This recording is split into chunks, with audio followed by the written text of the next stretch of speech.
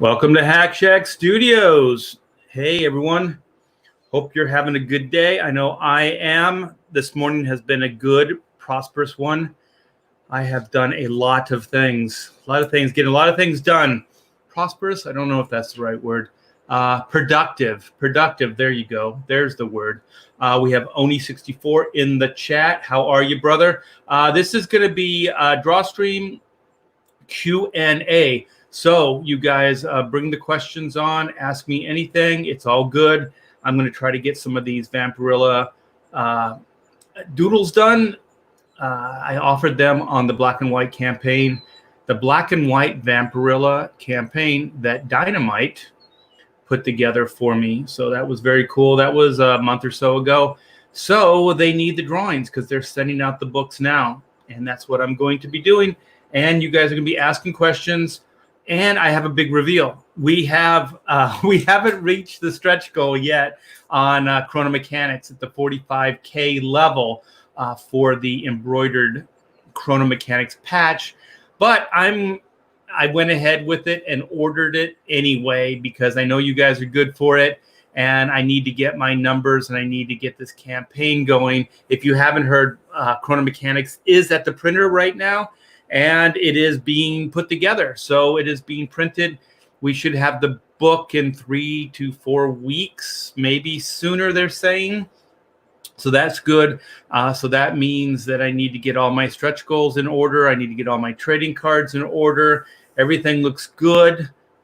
Just putting some finishing touches on things to bring it all together. So when we get the Chrono book in-house here, we can start packing them up and send them out to you ASAP so you guys don't have to wait too long. So we got Leg Kick 1. What's up? Hello, Art. Oni64. What is up, man? Gaming or what? Yo, what's up? What's up? Hell 80s. What is this? Reverb snares. Hell 80s graded or gated reverb snares. Are you talking about drums? Is that a drum? Yeah, 80s drum sounds were really big, if that's what you're talking about. I like the snares. I actually went out, if this is a drum question, I went out and bought myself a big old metal snare drum just so I could sound more massive. It was deeper. I forget how many inches deep it was. And that sucker was loud, man. I liked the sound that Alex Van Halen had on his snare drum. So that's what I was going for. I bought a bunch of new tools. Got a bunch of new tools here. A bunch of microns. So the ones I had were getting a little worn out. So, ooh, look at that. The feel is very, very good. I like this. So if you guys ordered one of these drawings, I am putting them together now. So it's all good.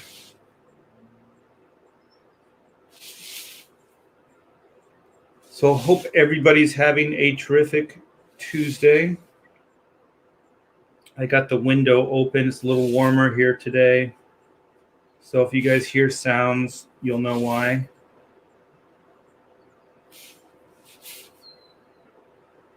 Wow, this pin is really cool.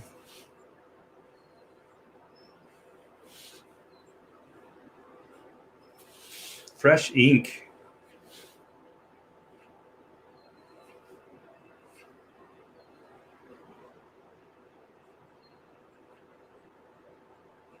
It's almost too slick. Yeah, and if you guys didn't hear, big news. Just signed the contracts for black and white to be developed as animation. So that is what is happening right now. And as we speak, my new partner in animation is writing up a treatment. Pretty cool, man. So you guys might hear some sounds because I have the window open. Some cars. I like early summer, the heat. By mid-late, it gets a little too much. I'm done by that point. There's so much, the ink is flowing, it's actually coming off on my hands. Got to be careful. All right, let's get some neck in here. I gotta make sure I don't put my hand back in this ink because it is taking some time to dry.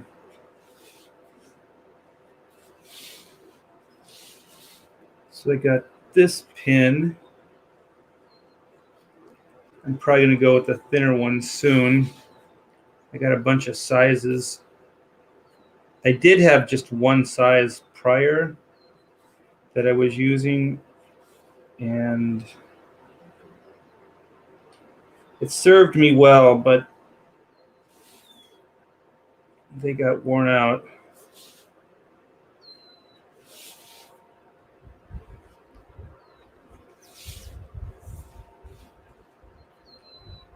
So yeah, life's getting back on track here in California, or starting to.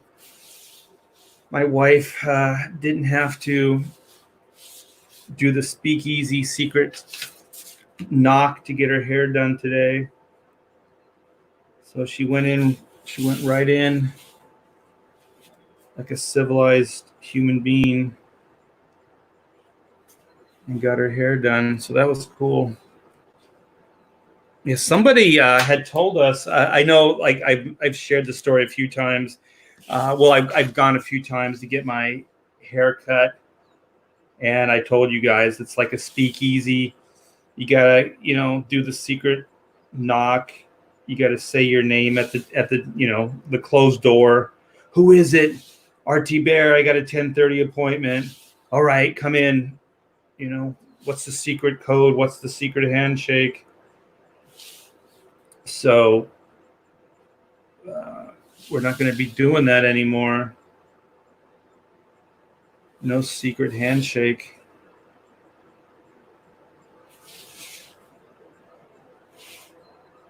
And somebody told us that somebody on looking, I guess, the government, whoever says these things, would probably look at them as good citizens, but I look at them as horrible people. You know how like the city and the state are like, if you see somebody that doesn't have a mask on or isn't exercising, the lockdown rules, make sure you report those like it's some kind of Hitler Youth, and they're going to blow a whistle and come take you away, which on some level they have. So we were told that somebody narked out the small business that cuts our hair, and they reported them. We found out later it's not true, but I just found that out today because Pamela went there. But how horrible, man, to even think that was viable, that could happen, that somebody would actually rat on a local business just because their government told them to. I mean, that's pretty crazy. So I'm glad that didn't happen, because there would have been some fines, and I don't know. I mean, in this climate, she might have done jail time. Think about that. It's pretty nuts. And but she did tell my wife that the state says you can open back up, hurrah, but you have to put all these new things in order. You have to have these things built and installed before you open to the public. And of course, they'll come out and inspect because they want to get their money. If you don't, they'll probably fine you and make some money that way. City's so corrupt, man. There's so money grubbing. And so they have to do stuff like handless faucets, so you can use, like the little motion detectors, I guess, so you don't touch the faucets. I don't know how that's going to really help out, but I guess the state feels like they have to do something, right, to earn their money. So they gotta do something. And probably the main reason they're doing it is so that they can charge you fines if you don't do it.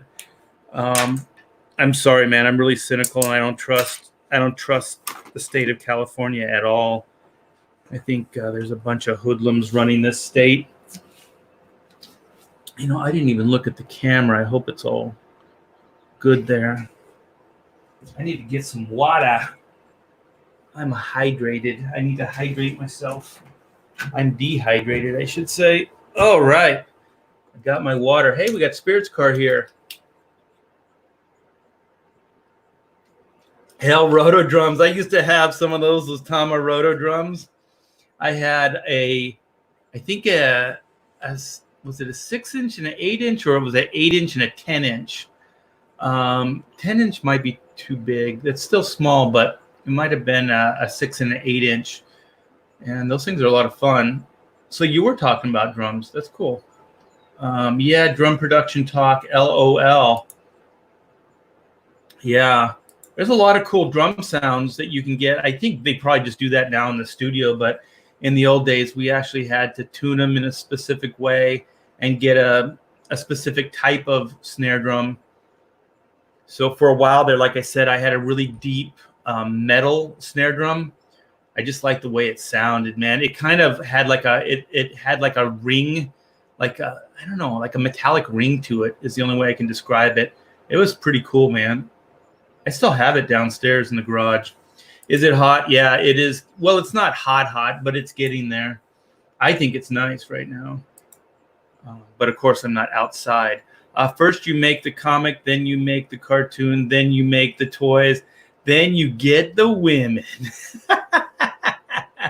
Well, I already have 2 amazing women in my life. I don't know if I'd want any more. My wife and my kid, they're pretty amazing. Oni says, Art, on what album did Iron Maiden lose its magic? Oh my gosh, that's a good question. It's really weird because the Number of the Beast album, I was just crazy about. Like I listened to that thing a billion times, and I don't know. I think that I can't remember the drummer's name now. I used to know all this stuff. I haven't had these conversations in years. But their original drummer, I want to say Clem Burr, but I think that's the drummer for Blondie. I can't remember his name, but he left the band, and then that really weird looking dude took over, and he's a pretty good drummer too, but I didn't like his style as much because I thought the drum playing on Number of the Beast was freaking amazing. So I don't know. For me, it was probably shortly after that. Like I kind of started falling out of the Iron Maiden thing. I can't remember the names of the albums, but it was around the time, like I think of that Icarus song. I liked that. I think they had some hit and miss after the Number of the Beast. But as far as albums, I don't really know the names, so sorry there. But for me, it was kind of an album or two after Number of the Beast. And then they kind of had some hit and miss songs. But that drummer that was on their first drummer and the Number of the Beast drummer, that dude was amazing. That other guy was really good too, but I want to say he wasn't as inventive there was some really cool stuff that was done in that Number of the Beast album.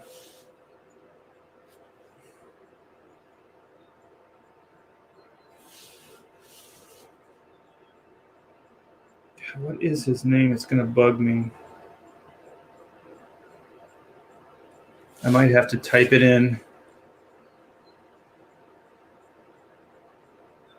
They just kind of started sounding, it was a little repetitious, I think.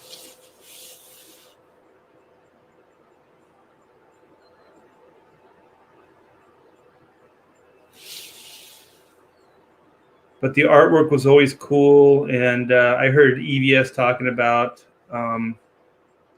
was it Paul Diano or whatever the guy's name was, that their first singer. And I had those albums too. I got them. They were Japanese imports. So the first Iron Maiden stuff I got was all Japanese imports. I think the first two albums. And I was hooked. And that was just the tip of the iceberg, man. Like I said, that Number of the Beast album can do no harm, no foul. That thing's perfect. The whole album to me is perfect. You are a number. I'm not a number. I'm a free man. Ha ha ha.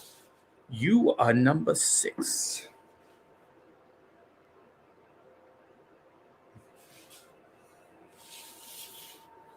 Yeah, it was. I had that, I think, on a Walkman or something when I was in the hospital. I did when I was younger in my 20s. I had a lot of. I spent a lot of time in hospitals. One was an accident, and the other was a scoliosis surgery. Scoliosis. And so there's not a lot to do. So I had that Number of the Beast album, and I just wore that thing out, man. I wore that tape out. I played it every freaking day.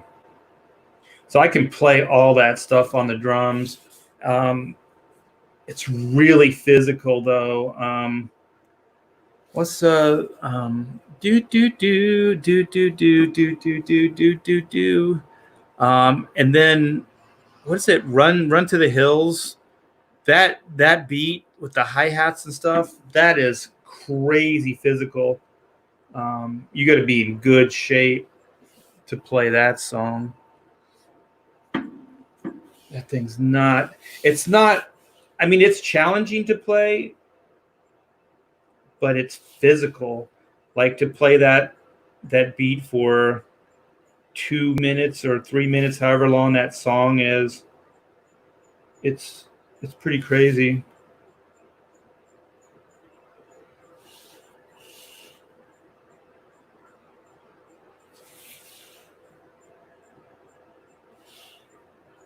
Yeah, they had some good songs, but as far as albums, I think it was hit and miss after the Number of the Beast album. For me, I bought them all. It didn't stop me. I still gave them my money.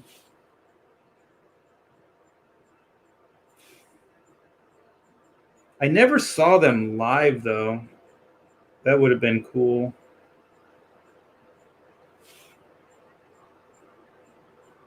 Yeah, they managed to come out. That's why when people say, "Oh, the trend right now isn't this, that, or the other thing," and I always say, like, the trend. Who cares about the trends? Like, oh, no one's gonna pick up this book or whatever, or do this because it's not popular right now or it's not the thing.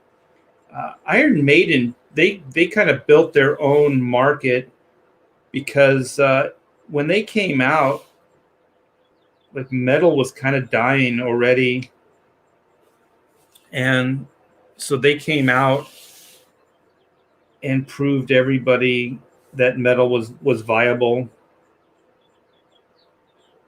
and I think they probably headed the Revival, and then Judas Priest started stepping up and doing some cool stuff. That Painkiller song, if you're a drummer, if you're like a hard rock drummer, metal, that song is insane, man. That thing, I defy you to not get excited like when you hear that, for the adrenaline not just to start flowing from your body, man. And you talk about physical too, that those drums in that song, that is insane, man. That guy is in crazy shape. And that, I think that's a long song too. I think it's longer than most. And that one part that goes ding ding ding ding ding ding dee dee dee dee dee dee dee dee, and then the drummer is like doing the same. He's kind of mirroring what the guitar is doing. And I was like, holy shit, man! He's playing the drums as fast as that guy's fingers are, are doing the double picking. It's like, that shit is inspiring, man.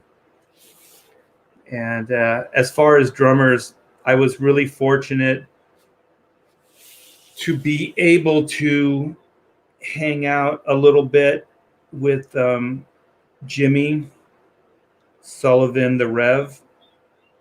Let me see. I got it on my wall here.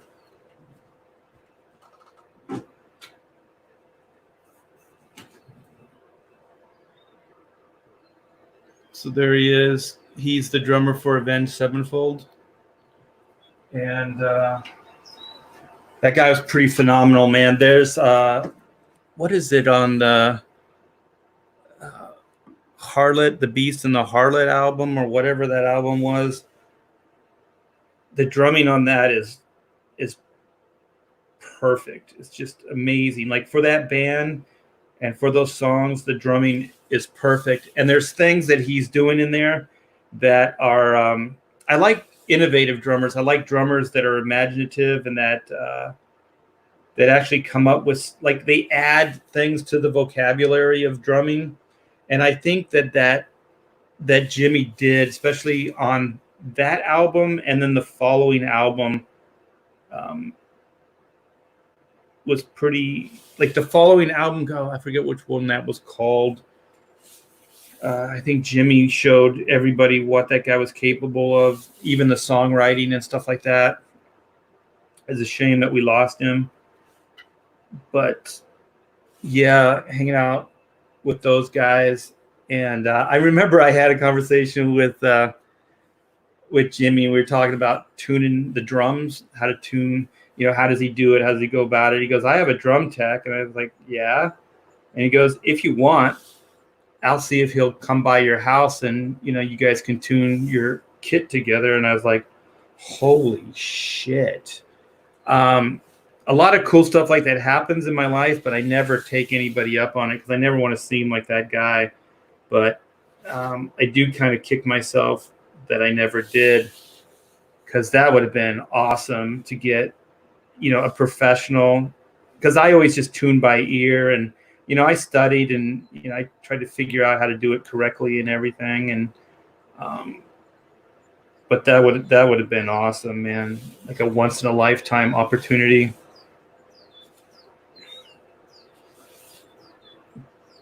But yeah, the Rev was pretty once in a lifetime kind of drummer. And Mike, the only drummer that could follow him up, on the next album was Mike Portnoy. And so when you got Mike Portnoy, following you up, you're a badass. If the only guy, that can really follow up your drumming is that guy, then you're a badass. And he definitely was. Guy, I remember seeing Avenged because we were friends with the family, and so our daughters went to the same school, so we kind of hung out together. And so we'd go to a lot of the early shows and stuff when they were still playing colleges and things like that. And within the year of that Beast and the Harlot, like by the end of that year, that first year of touring, because they toured like crazy, that band was red hot, man. They were Repetition, The Road, man. It's Trial by Fire, and holy shit, the show that they put on, like I still remember that little, was it Long Beach College or wherever it was, and then it was Sinister Gates' dad, his Brian Hayner. He's the one that I hung out with, and so I remember driving down to San Diego. This was early with them, going down to San Diego and seeing them play at it was like 1,000-seater. It was kind of like a warehouse that they had rented out. It wasn't quite a nightclub. And yeah, just really basic. And like I said, by the end of that year, just the monsters that they had become, it was incredible. Just, Jimmy just singing, twirling the sticks, throwing sticks, just doing, all kinds of cool stuff. Just, stage and showing off and, basically, bringing it for the audience versus just playing. Those guys were performing and putting on a show. It was pretty amazing. I think actually Pamela went to the one. She went with us for the show at the end of that year. And so she got to see them just freaking shred.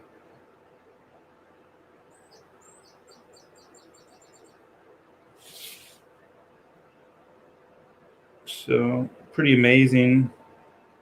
And for you guys that don't know, go check out Brian Hayner, or AKA Guitar Guy. He writes comedy, but he also performs. He writes for, what is that guy's name? He's a stand-up comedian. He performs with a puppet. He's got this grumpy old man puppet and something else. I forget that guy's name, but he writes for that guy, writes jokes, and he I think his character is Guitar Guy, so he accompanies that guy on stage sometimes, or did. This was years ago. And so now Brian tours himself. So he's a stand-up and he performs with his guitar. He writes a bunch of different like humor songs. I think he's got one, Grandma Was a Racist, and they're kind of messed up, the humor, the songs, just the subject matter, but it's pretty funny, man. If you like kind of off the wall, kind of edgy comedy, the guy's really good. And they just moved. They're not neighbors anymore.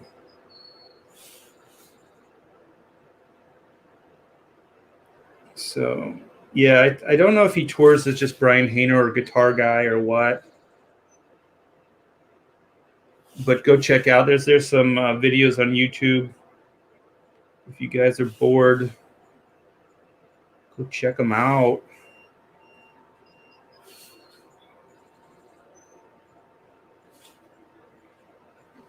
It's funny. It's a small world. You never know who you're going to bump into. Oh, I got to get back to the chat. I see a big green space. Hunter, I'm not even going to wait. I used to wait, try to go in order, but I'm not. So we got Hunter Grendel for $4.99. Hey, Art, I picked up Adventures of Superman 464, where you inked Dan Jurgens' Superman versus Lobo. Your inks had a Howard Chaykin look. Ooh, yeah, I was hanging out in Chaykin's studio at the time. That's pretty amazing that you picked that up. Yeah, I mean, when I was younger, I was influenced. I still am, actually. I was going to say when I was younger, I was influenced by everything, but I still am. Jeff Dunham, thank you. Yeah, Jeff Dunham. That's the guy with the puppets. He owns one of the Batmobiles, the Tim Burton Batmobiles. Yeah, that'd be cool, man. So thank you so much, Hunter, for the super chat. I do appreciate it. Now I'm going to go back before I lose you guys. Yeah, drum production talk. So are we still in drum production talk, or have we moved on since then? Album Maiden Magic. They did lose the magic. That's for sure. Oni64. I wish I knew. You know what? In the chat, tell me which album you think they lost the magic, because I'm not that familiar with their album titles. We have Skits. Go check out Skits. He has an active campaign right now on Indiegogo. It's going really, really well. So go check it out. Back it. And I like the way you think. Lock It Up Incorporated. Like that button. Yes, you guys, please like. And if you are not subscribed, please subscribe if you like this kind of entertainment. And shout it out, man. Tweet it out. I would appreciate it. Clive Burr. That's the drummer for Blondie, right? That dude's badass too. That Blondie band, like she gets all the credit. She's really good. What's her name? Deborah, whatever her name is. But that band is really good too. I think Clive Burr is the drummer for Blondie. You know what? I'm going to type it in and see who it is. Sometimes I get those names confused.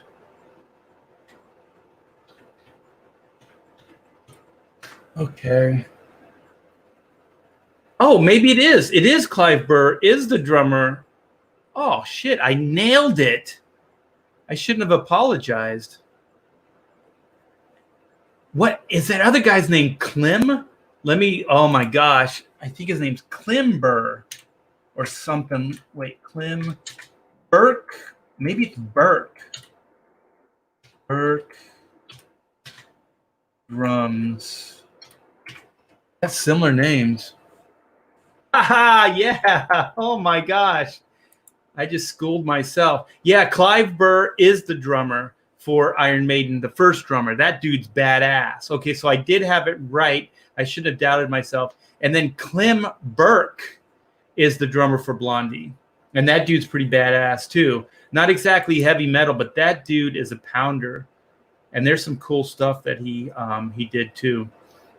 I like drummers that just freaking hit with all their force, man. Derek Riggs was an artist. I don't know who Derek Riggs is, but I guess he was past tense. He is no more. That's sad. I shouldn't have said that out loud. For me, it was somewhere in time after the nonstop touring in '84. Wow, they kind of maxed out pretty quick. But those were the days, man, that bands were touring constantly, like almost the whole year.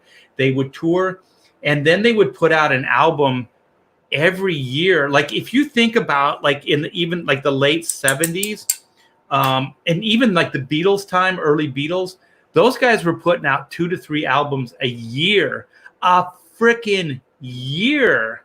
Like look at Kiss's. Not that Kiss was like, I mean, I think they had a moment in time, but when they were really big, they were putting out 2 to 3 albums a year. I think all those bands did, like Aerosmith did, and Nugent, all those guys. So yeah, I think they burn out pretty quick, but there's a lot of those bands that are still around. Cheap Trick, they're still touring.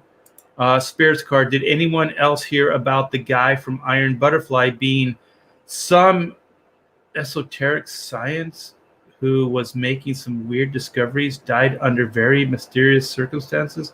Many suspects he was suspected he was murdered. Was that recently? Because I saw somebody from a band like that had just passed.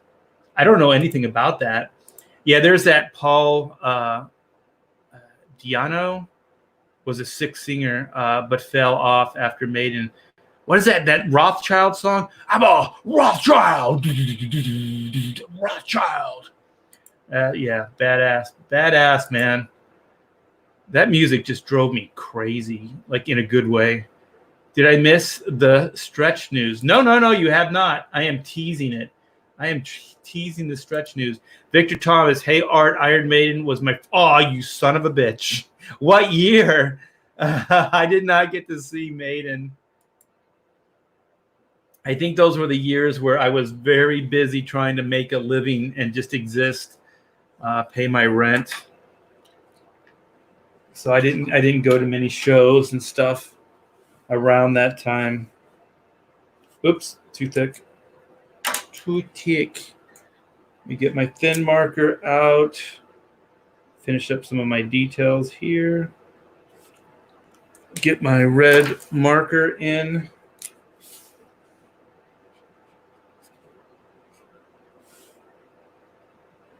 Yeah, good times, man. I remember a lot of talk was, oh, Iron Maiden's kind of like punk rock because punk rock was popular back then.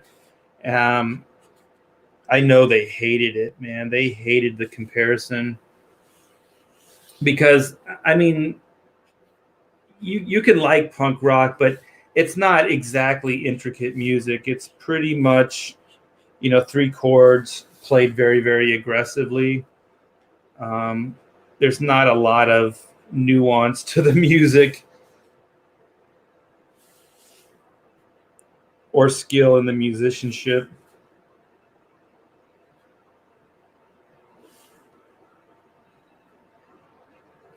All right, so we got one more done. Let's jump on another one.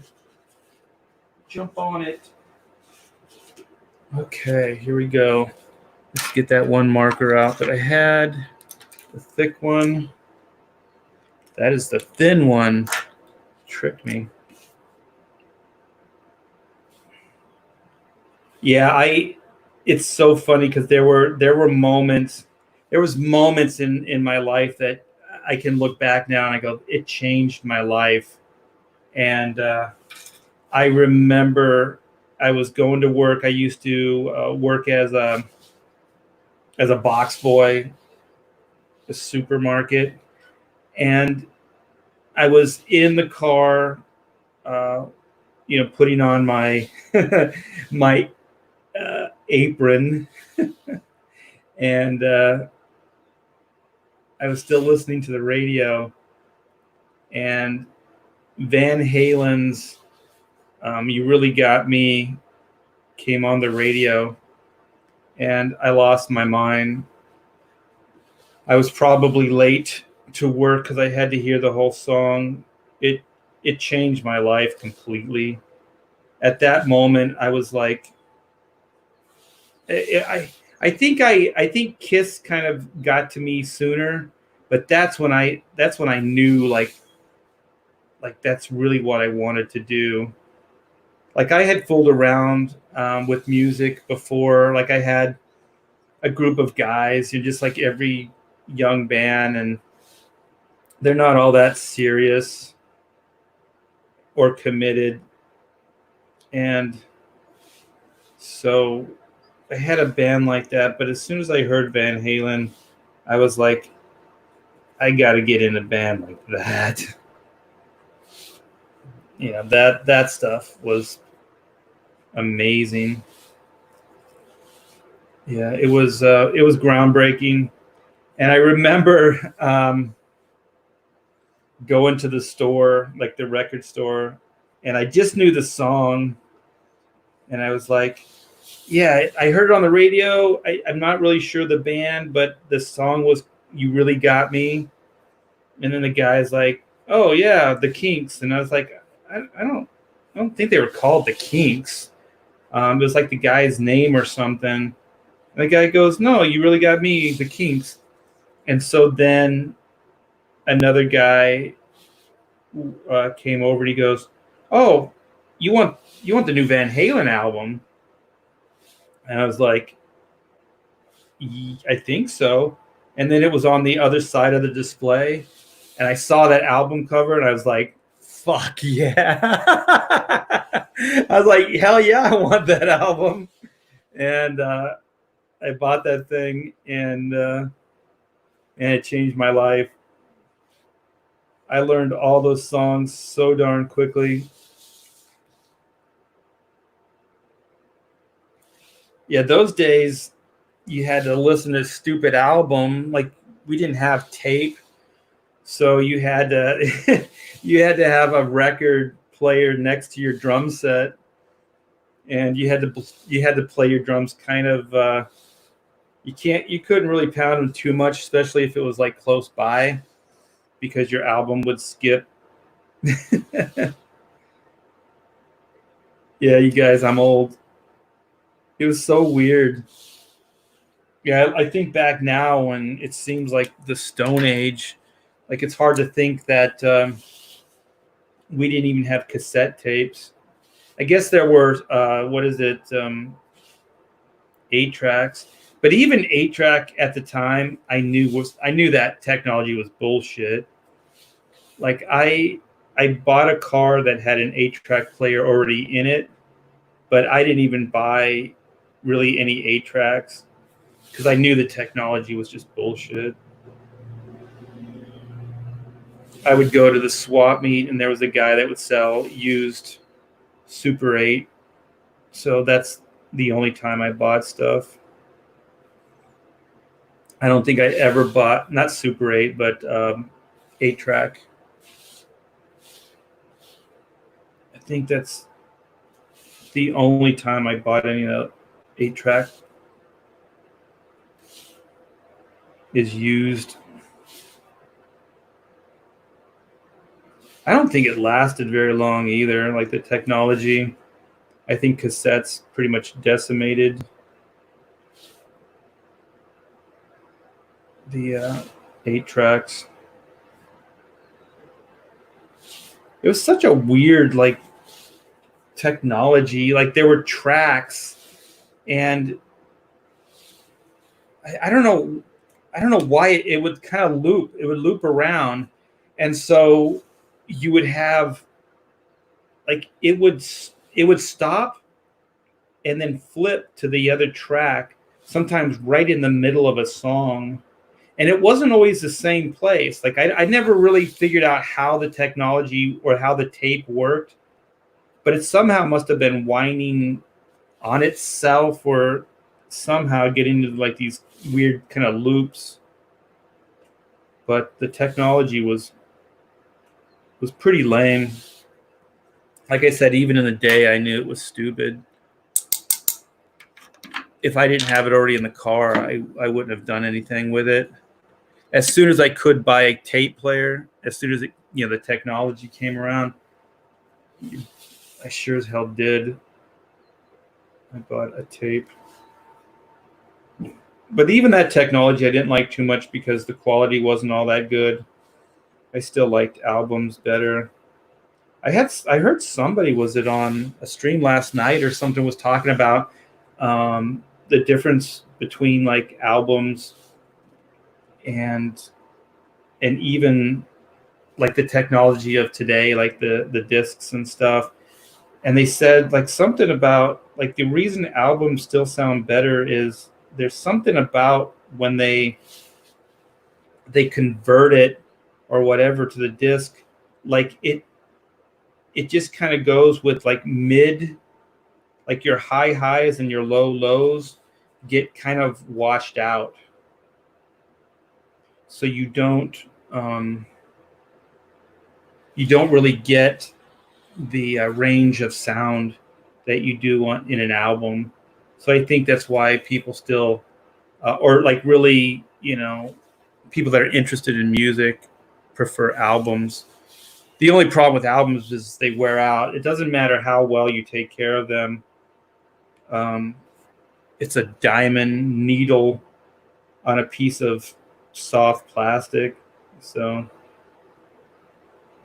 it's always going to wear out. Yeah, you're never going to get any kind of long-term to be honest, that's what was the big attraction with discs and stuff for me in the old days. Is they? I remember when they first came out, they said they're indestructible, and they would have people like step on them. They like, you can't scratch them. It's like, it's such a freaking lie. You can scratch them, and they do have their problems, but the amazing thing I thought at the time is that nothing physically touches the disc, so there's no real wear and tear on the disc itself, supposedly. So as soon as compact disc came around, that technology I got behind really, really fast. I thought that was really cool.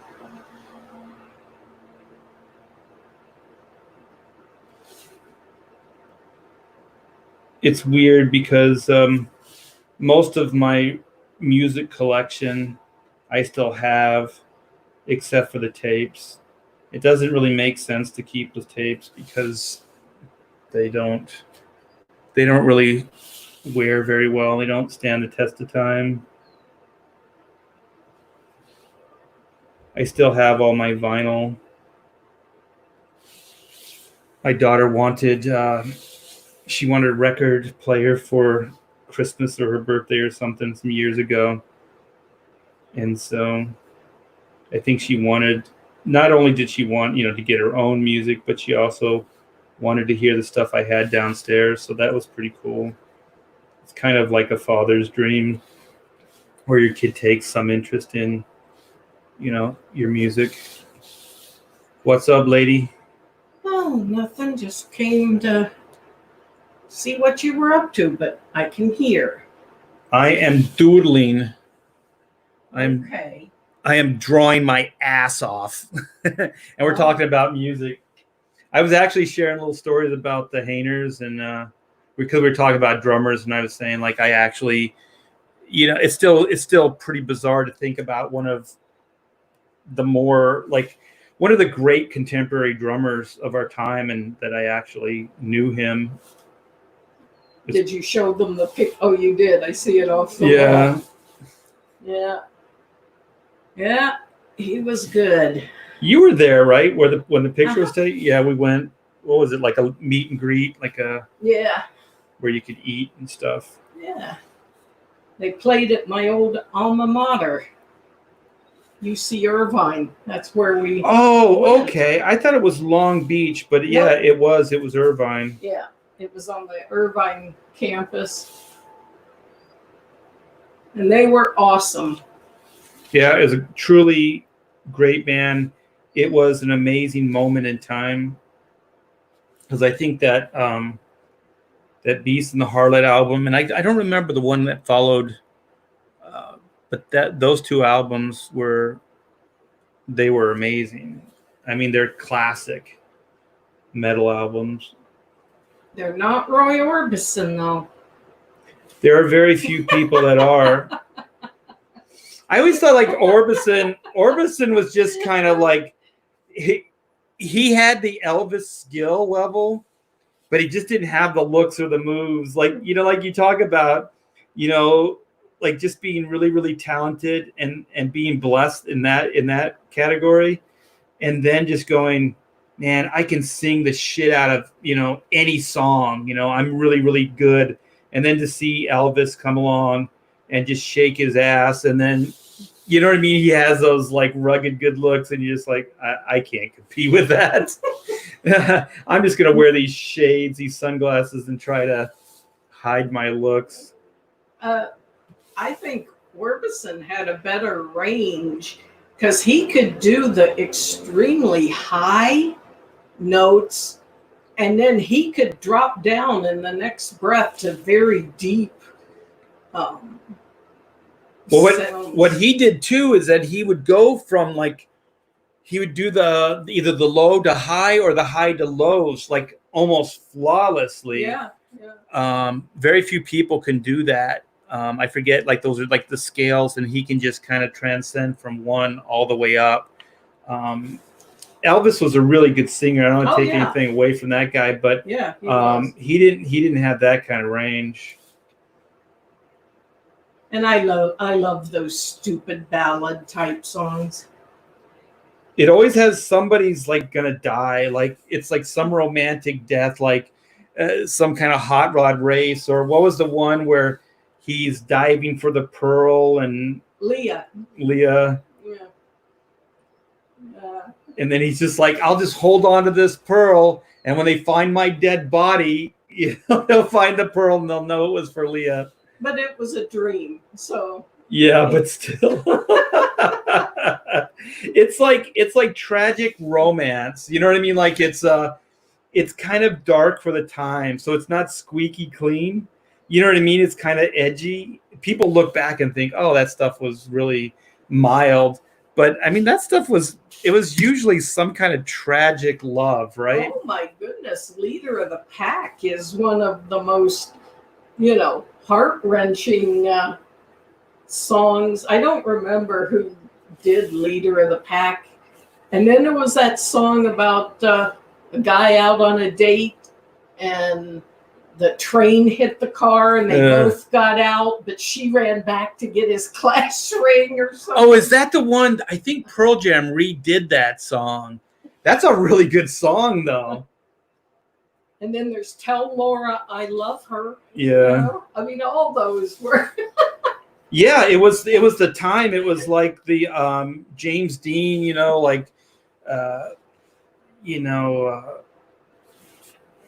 reckless youth, I guess, right?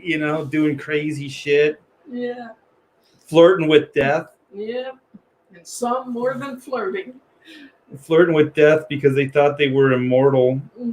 Well, when you're young, you always think you are. All right, well, I'm leaving again. All right, somebody in the chat's got to come up with that song before you leave, though. I think Pearl Jam covered it. Like the beginning starts with the drums. It's like doom ka ka goom ka goom ka ka goom ka. We were out on a date in my daddy's car. Yeah. We hadn't driven very far. Far, right. There in the road, straight ahead. Oh, no, this is another one. The car was stalled. The engine was dead. I couldn't stop, so I turned to the right. I'll never forget the sound that night. That's that song? Yes. Is it Last Kiss? Yes, I bet that's it. Yeah. Von Doofus comes through. Dead Man's Curve. Oh, that's yeah. My Boyfriend's Back is a pretty ruthless song. Is that like my boyfriend's back and you're gonna be in trouble? Didn't somebody redo that, but something with zombies. Her boyfriend, it was a movie. Her boyfriend was funny. Dead, but he came back and he was a zombie. Death Rock. Alan Sparks says proto-goth. Yeah, you know what? I mean, subject-wise, it was Orbenstein influenced Springsteen. Orbison influenced Springsteen, Chris Isaak, and many others. I'll tell you, Chris. Oh, you know what Chris Isaak is? He's the looks of Elvis Presley and the voice of Roy Orbison. I like Chris Isaak. I do. He's good. Yeah. Yeah. I do love those sad songs. Was it Slim Whitman that did a song called El Paso? I'm sorry. I know he didn't mean it to be funny, but this is hilarious. Yeah, Central true. Scrutinizer said Elvis had stage presence. Orbison, unfortunately, did not. That's true. He was extremely low key. Oh, Alan Sparks says Orbison fan? I'm in the right place. Yep. Oh, you're making some friends here. What was I thinking of? Was this songs or Orbison or? No, Slim Whitman. Oh, Slim Whitman. El Paso. That song, and again, it's just the ballad. This cowboy loves Felina as she. Oh, that's right. Yeah. Twirl and then another cowboy, grabs her, so he kills the cowboy, then he runs away. And he comes back, but he gets shot, but he dies in Felina's arms. Yeah, and he romanticized how amazing that is. Yeah, to die in her arms. Good times, good times. What is this? My 88 Olds had a Buddy Holly 8-track. Wow. 88 Olds. Oh my gosh, we're old. My goodness. Buddy Holly. You know what? Buddy Holly was pretty badass. Those yes, songs. He was a good songwriter. Yep. Skit says bring back Laserdisc. Dude, that was a technology that I'll tell you, all my stupid friends were like, this is cutting edge, this is cutting edge. And those things are the size of a record album. And usually there's two because you have to flip the damn things over. You have to pick one up and put another one on, right? No, some of them flipped over. But it would go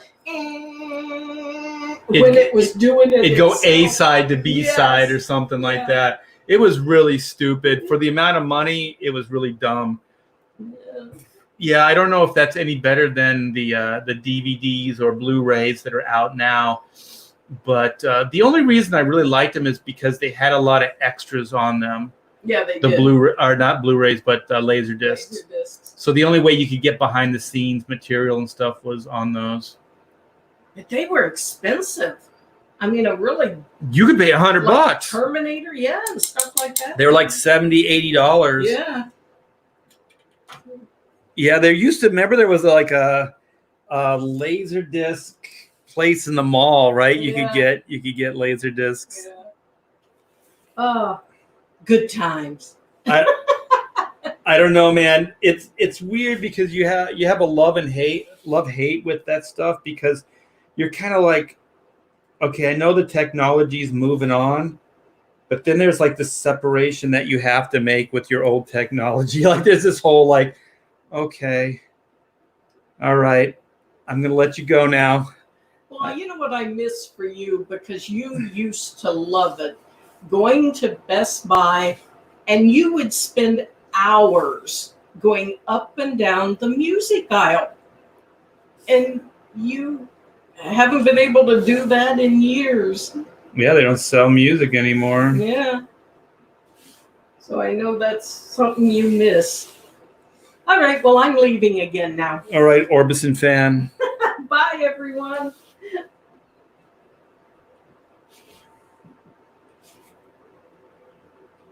She's a peach. All right, almost done with this bad boy.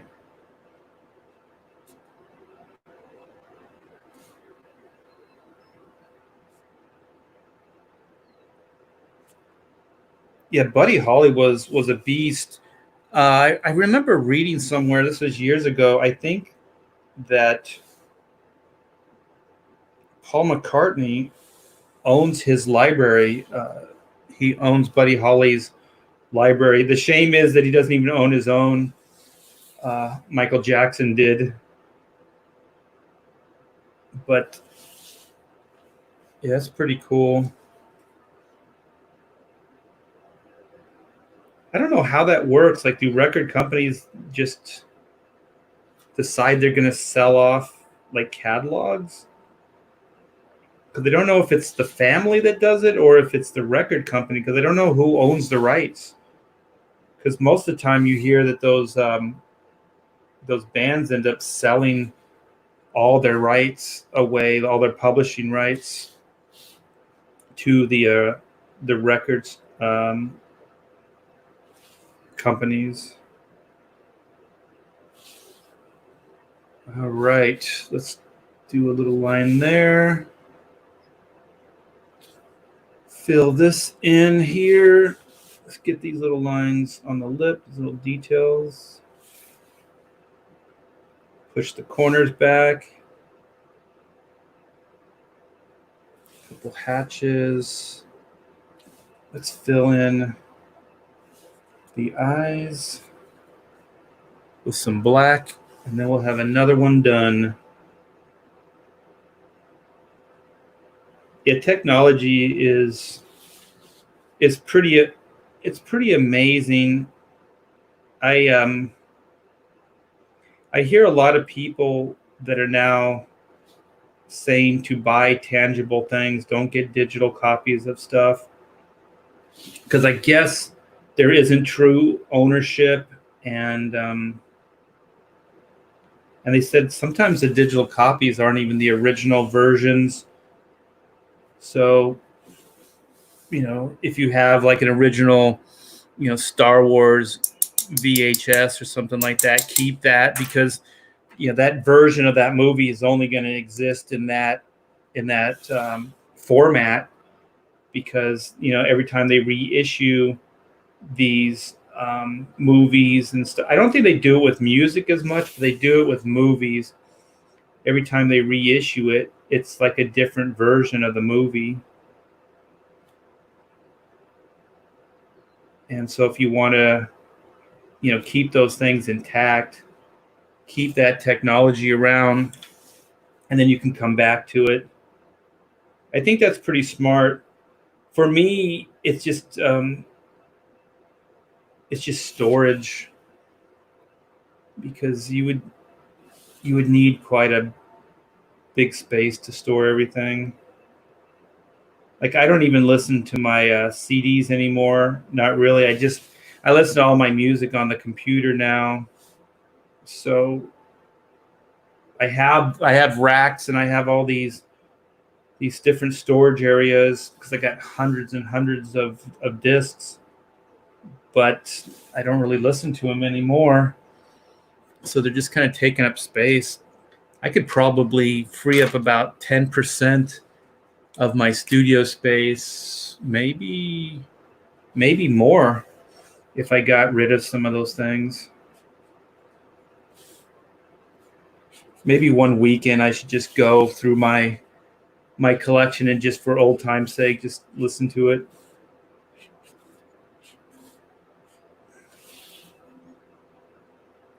It's weird, because even like YouTube, you can't really get all that stuff that you want to listen to. So it probably is good advice to keep your technology, keep your record collection, or your Blu-rays or DVDs or whatever it is, VHS. The only thing is, like, VHS is extremely cheap. Like, that technology does not hold up. It wears out pretty quick. So anybody that has a VHS tape is probably destroyed that, and just I think they just deteriorate over time. Just the what they're made out of. So I guess you could convert it. So if you converted it, then you could still have it intact, but with technology that would hold up better. That would probably be the best thing to do. Man, that would be time consuming. Could you imagine your entire VHS collection? I have like this converter for it. It's just time consuming. I think it takes about 20 minutes to convert like a VHS to a disc. Oh, shoot. I got another super chat. I got to find it. Before it disappears. Let me see. There it is.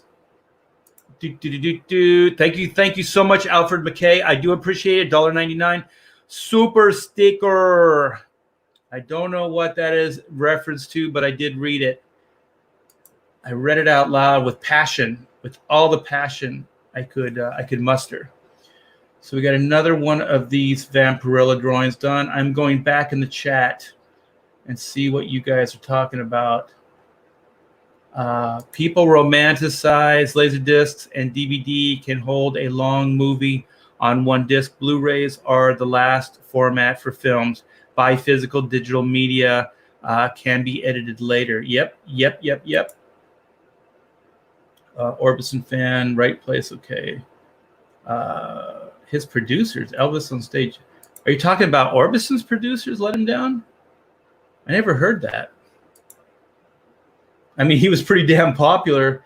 I think just marketing-wise, he just didn't have sex appeal. But you know what? if you just listen to the music, that's all you need.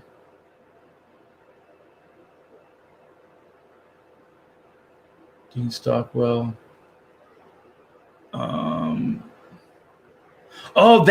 That's the song. Where Can My Baby Be? That's the one we were talking about. That's the one that Pearl Jam covered, I believe. That sounds real familiar. Screaming Jay Hawkins. The original goth rock. You got that right, man. There it is. El Paso, Marty Robbins. Yeah. Oh, yeah. Hell yeah. Even as a kid, man, my uncle listened to Johnny Cash. And even when I was a young kid, I knew that Johnny Cash was the real thing. That guy was the real deal. Watch the Steve Martin parody video of El Paso. I don't know if I've seen that. Okay. I have a ton of Laserdiscs. I got rid of all mine. They're just so, because they'd also come in like these boxes where they would have books with them. I mean, they were really collectible. They had books, behind the scenes books. Sometimes like the Disney, they would put out art books. And so the art books would be in the Laserdisc collections. So there was a lot of extras in them. Sometimes they'd come with prints, like limited prints and stuff like that. But they just took up so much room. Yeah, Best Buy. I don't even go in there. I mean, I think they're just appliance store, and you can buy phones, I guess. Big appliances and phones and TVs. It's pretty limited. I do miss record shops, and let's keep supporting comic shops, because I miss old school comic shops, though. Like where you go in and you can smell the old comics, and you can go through, you can rummage through just boxes. They weren't even always organized. You just kind of like go. It's almost like digging for treasure, and you find some gems in there. Oh, was it? Dude, I had that. I gave all that shit away. Now I wish I had it. But you also have to have the player. That player was big too. So I'd have to have kept the player. I kept some of my old technology, my old players and stuff, turntables, things like that. They don't age well. They don't always work.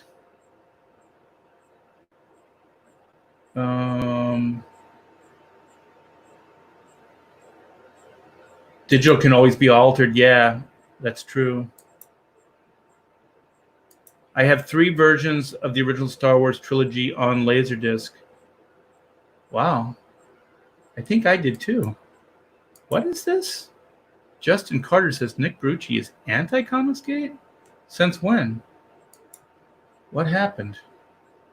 I talk to Nick all the time. Splash the movie. Oh yeah, I heard they just like airbrushed her bottom or something, right?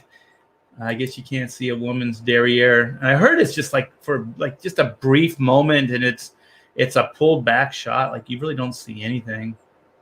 Yeah, you should always back up your porn. Yeah. Keep it in pristine shape, because you never know when you're going to need it. Von Doofus, I have Star Wars DVD with the original cut as an extra, the one where Han shot first. Ooh. Yeah, I mean, I wonder if those are collectibles. Like, I wonder if those are collector's items. Shit, I had all those VHS too. I gave those away. Oh my gosh. I give everything away. I gotta stop doing that. I've got some original VHS, but I'm sure it's unwatchable. Yeah, I wonder how that stuff holds up. Because I know tape erodes just naturally, just what it's made out of. It actually is called Last Kiss. Oh, okay. Bring back spinner rack. Hell yeah, let's bring back spinner rack. So thanks, guys, for the super chats. I think I'm going to sit back in.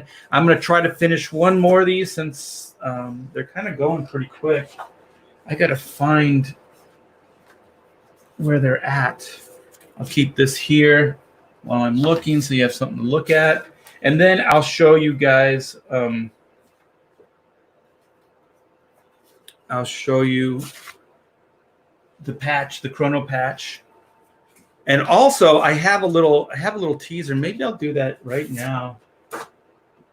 Well, no, I'm not going to show you that, but I'm going to do. Should I? Yeah, I have two teases, so I'm gonna do the first tease, and then I'll save the next for the end.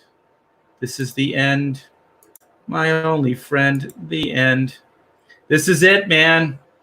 So Kyle Ritter and myself have been working on these colors for the last couple days, and they rock. So I didn't want to show the whole thing, but this is the main art for the black and white second chance, you guys. So we are going to be launching very, very soon. I know I said the first week of June, but just a series of things happened, getting in the way, taking my time. So it's going to happen. It just didn't happen this week. So yeah, this is some of the artwork. I think it came out really cool, man. Look at that. This is just a small part of it. So this is black and white, sticking it to the bots. Once again, that's the thing. That's what they do.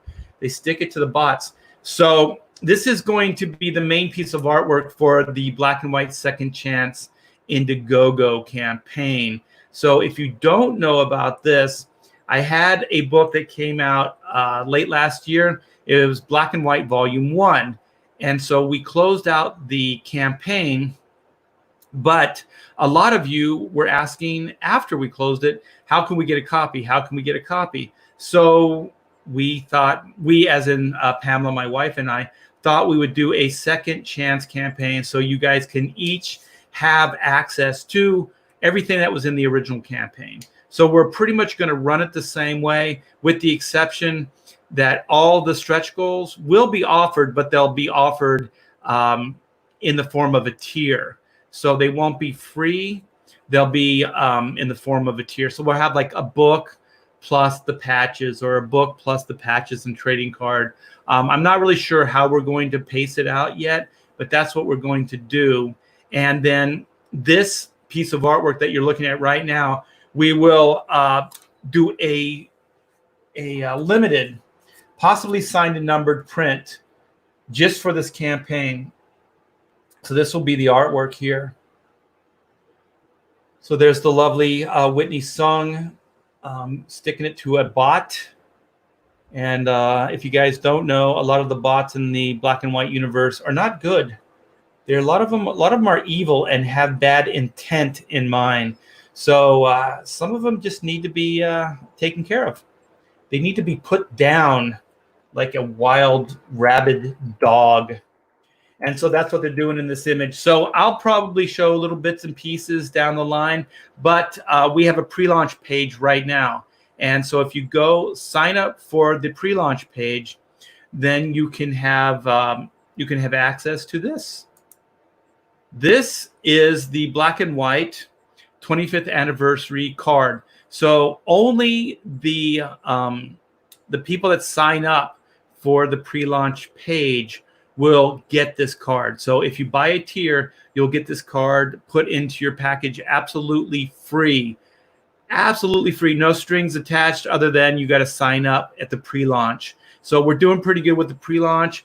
We are going to go live soon with the campaign. So if you want to be eligible for this trading card, I suggest you sign up ASAP so you can at least have the opportunity to get the card, because once it goes live, that window is closed, so you will not have access to the card any longer. And then we're also going to do at least one early, what do they call it? Early bird special.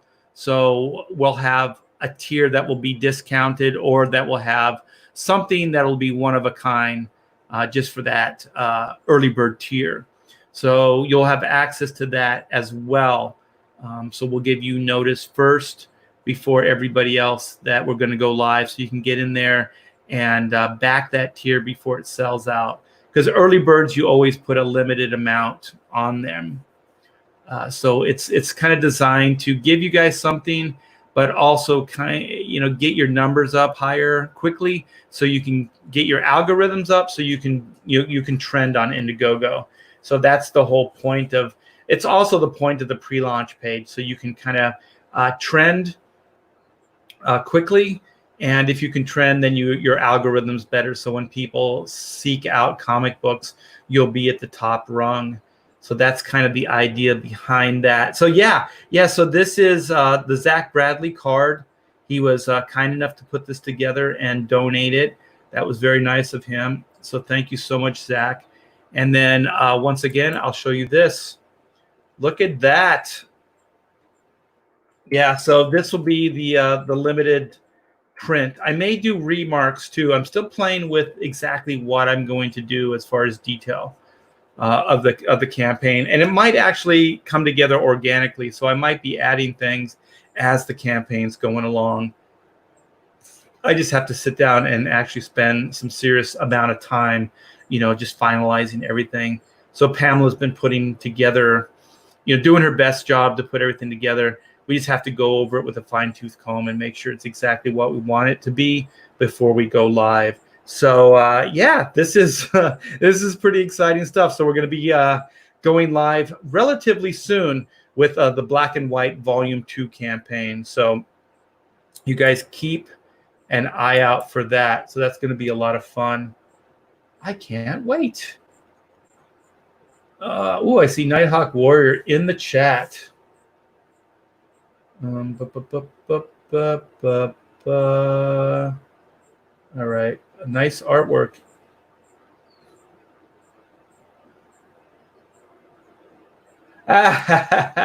Actually, just FYI, all my prom dates, they weren't teases.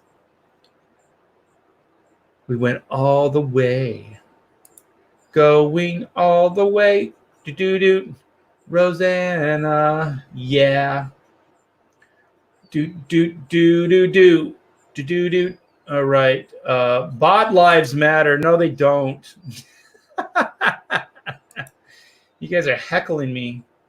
A bunch of hecklers. Got a bell. Hell chat. Art and his killer art. Iron Maiden rules. Yes, Von Doofus. Have a great day, my friend.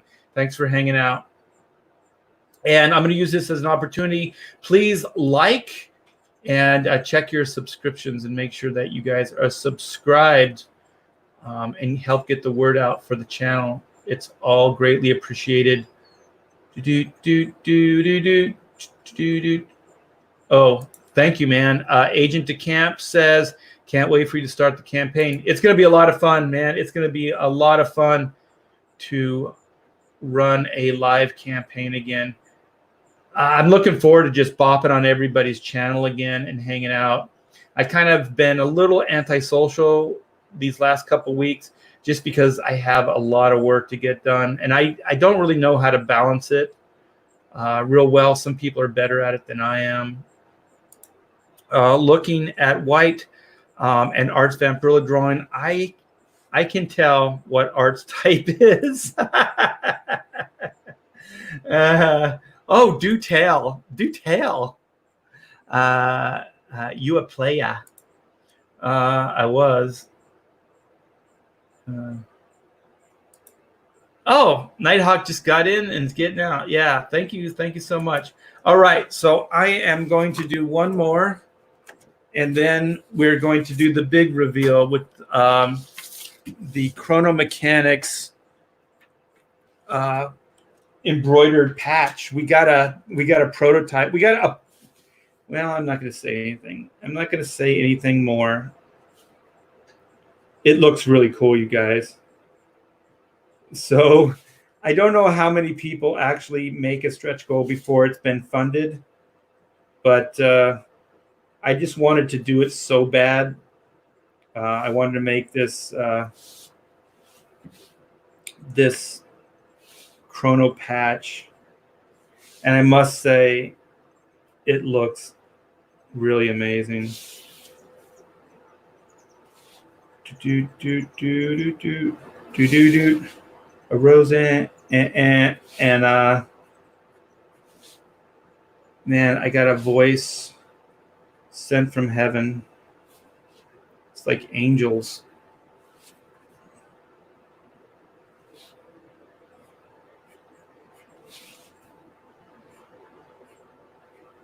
Okay, let's do this.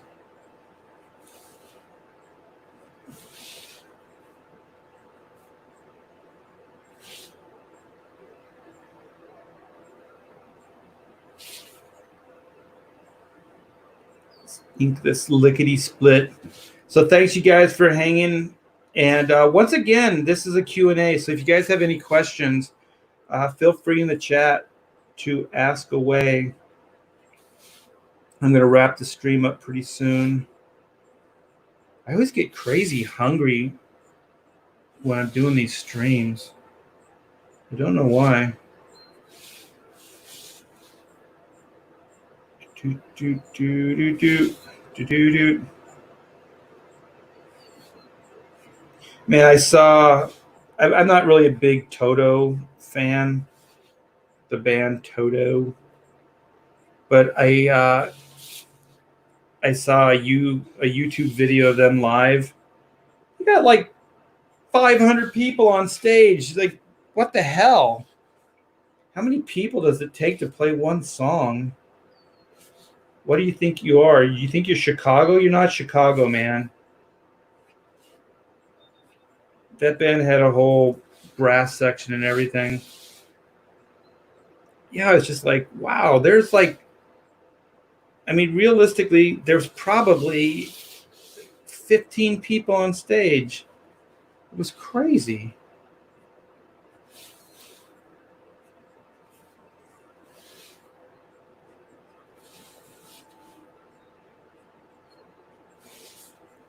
Yeah, they have a few songs that I do like, but they're kind of not one of my faves.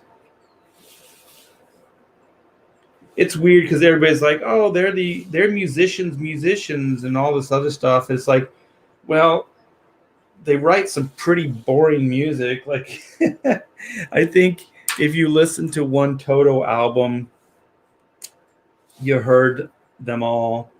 They have like standout songs, but the albums, for the most part, are pretty boring. I think those guys, they were all session musicians, right? They were like studio guys. Because I remember actually, and this goes back to what I was talking about earlier, how a lot of those bands, they were touring all year long, and then they would put out 2 to 3 albums a year. The way a lot of those bands did at the time is they had session guys that would come in and they would play in their styles. And that's how they did it. So I know that I think I heard that even Pink Floyd had like those Toto guys. I guess it's like the Porcaro brothers, and there's a couple other people from Toto that are pretty legendary session guys. And those guys would go in and play tracks when the other musicians couldn't. So it's pretty interesting. So your favorite players or your favorite songs, they might not even be the guys you think they are playing on it.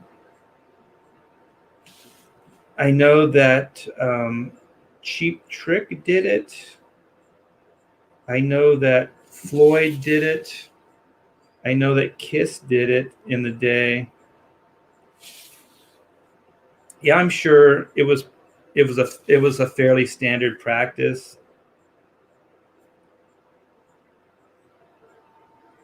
Could you imagine being on that? Everybody's like how hard things are today. I mean, those guys were on the road recording. I mean, it was 24/7. I think you would have to definitely love the road and that lifestyle. And to be honest, one of the main reasons I stopped playing music is because I didn't really enjoy the lifestyle. I think I'm kind of a solitary guy. Like I liked the studio stuff. I liked writing songs. I liked playing live too, but I didn't like playing live all the time.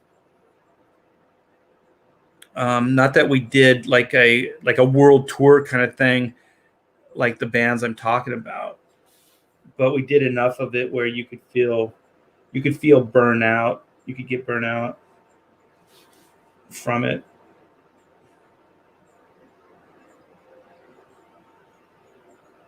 It starts to show too. I remember once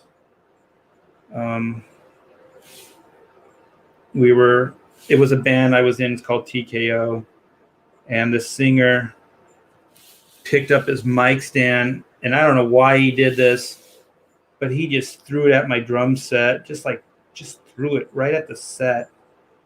I was like, you bastard. It had the microphone still attached to it, so you hear the feedback.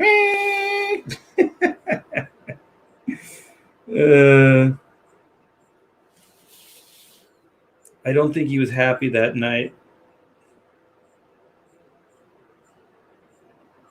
I think he was spoiled a little bit because we were playing in a different town, and so it wasn't really our crowd. And I don't think he felt like he should have to work that hard that night to win over the crowd. And that's a horrible attitude to take. When you're doing stuff like that, you always have to give it your all. Just like with artwork, any of this stuff, man, you have to give it your, like 110% all the time. Because when you don't, I think people can tell, like, oh, he's phoning it in, or that's not quite as good as, the last thing he did or whatever. And so he kind of flipped his lid. I think he got into a fight that night too, if I remember properly. Because I think he told the crowd, he was like, "You guys are like a lump of shit. Like, get off your asses and do something." Like he just wanted them to, heap praise on him. And when he did that, it's like the internet, man, they just doubled down and they just turned against us. Like, that's why, like, no matter what people say on the internet, like if you're doing one of these live streams, it's like, just don't let it bug you, because it ultimately doesn't matter. And if you spend time on it and you get a reaction, I don't know, human psyche is pretty twisted, and I think there's people that sometimes can get off on that, and they'll just keep doing it.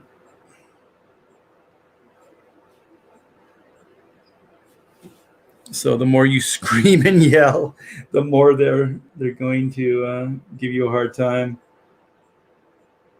It's just how people are wired, I like how people are, it's not fair. Life isn't fair. It just is. Everybody wants to try to change everybody. Like, oh, that's horrible. You should stop doing that. It's like, yeah, but that's kind of how people are. Like, I think it's better to accept people for what they are, with all their frailties and all their misgivings, and be realistic about it, than trying to change everybody, trying to police everybody and control everybody. That's all you see now. It's pretty insane. Like, geez, man, just let it go. It's also a moment in time. Like if somebody wants to be the way they want to be at that moment, then, who cares?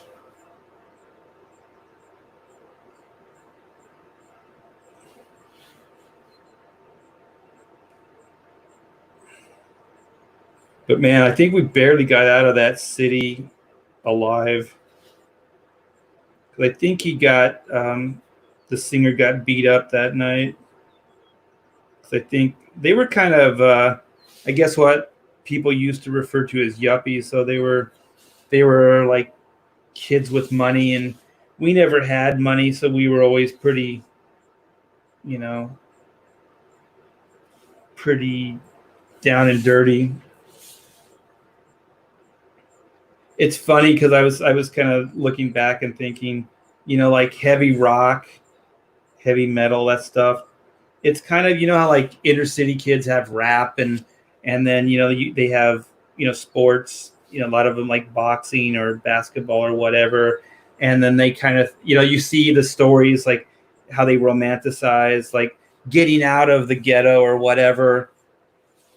They could shoot a basket, or they could box or whatever it is, so that was their ticket out. And I think for us, poor white kids, ours was just music. It was definitely harder music. I like all kinds of music pretty much. I think country western would probably be my least favorite. um, but like hard rock is definitely my favorite stuff. I wouldn't necessarily say just like metal, but definitely hard rock. And I do like a lot of metal. But that was kind of like the white kid's way out. You could if you could play a mean guitar, or you could pound drums or whatever it is, then you could go to Hollywood and possibly make it. And when I was coming up the ranks, I mean, I'm a Southern California boy, so the clubs and all that stuff was viable. Like you could actually get a record contract in the day. So it wasn't just like we were in the Midwest and we had a pipe dream. It was like we were in a place that was viable, and we had friends that were getting signed, left and right. So the whiskey and Hollywood and the Orange County Club and stuff was definitely, a viable outlet. It didn't pay worth shit. I mean, if you headlined on a weekend, you could possibly make some decent money, but other than that, you pretty much didn't make money at all. Really, the only way you could make money is a lot of us would moonlight, and you'd play in like top 40 bands or whatever. You'd play in cover bands, and cover bands you could actually make some decent money. So I did some of that stuff too. I didn't like it at all. I absolutely hated it. I was always like a creative person, so I liked creating music. I didn't like just playing other people's music.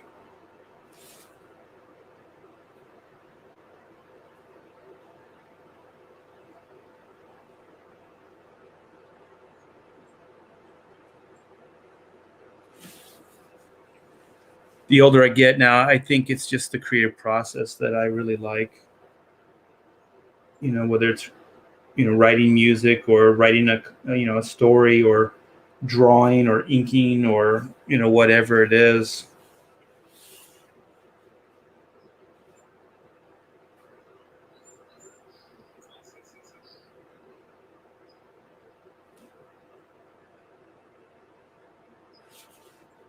I'm so proud of myself today. I actually had a list of things to do, and I'm making a dent in them today.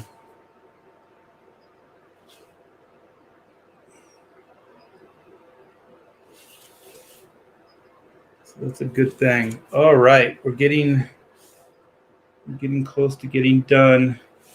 So thanks to everybody for hanging out. And like I said before, ask questions because I'm going to wrap this up soon. And I can answer your questions before I show off the new stretch goal. Yeah, when you guys see this patch, you know, it's going to blow your mind. It's so freaking cool.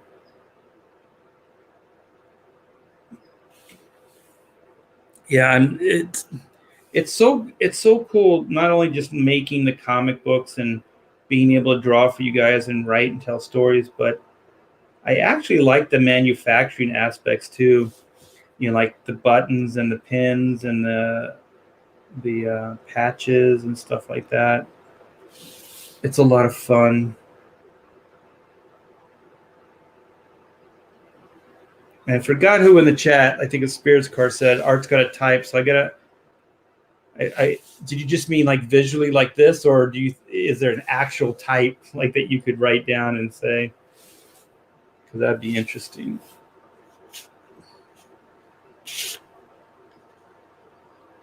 And I'm still working on my Green Hornet black and white cover. I'm looking over at the sketch right now. When I get it a little tighter, I'll show it off to you guys.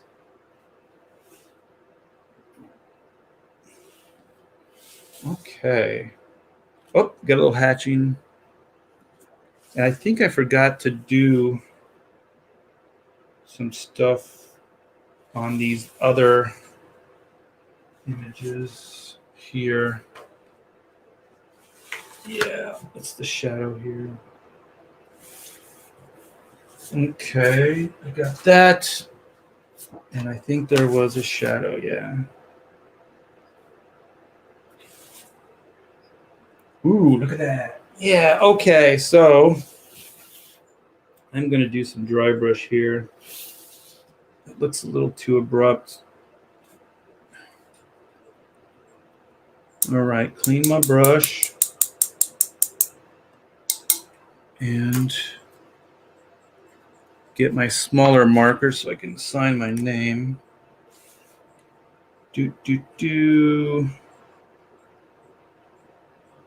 Yeah, thanks you guys so much for hanging out. It always helps the time go. I got so much work to do always. And it seems like the only way I can be social and hang out with you is when I'm working. So I know there's some people that don't like drawing streams, but I look at all the people that actually get things done, you know, on a timely fashion or in a timely fashion.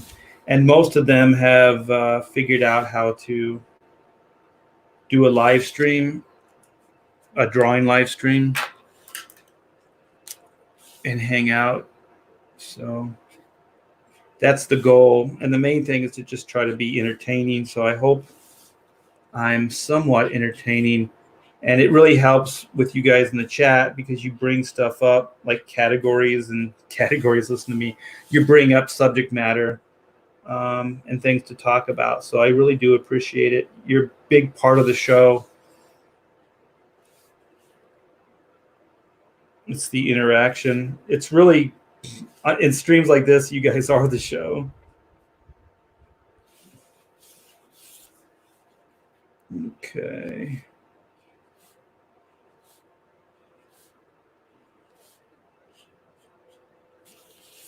All right. You know what? Let me see here. I think there's something else I'm missing. Something's nagging at me.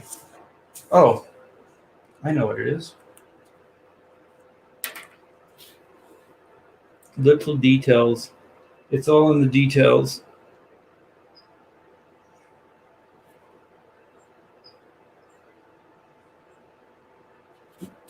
All right, so we got that one. And let me get this one.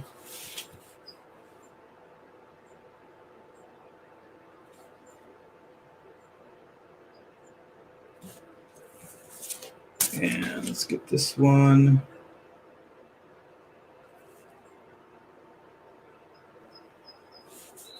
All right, I think that's all of them now. All right. All right.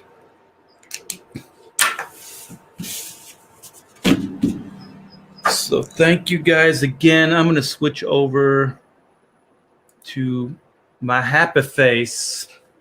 Get my happy face. All right, I need my glasses. I can't see. All right, let's go. Let's see what's going on in the chat. We'll catch up, and then I'll show off that patch.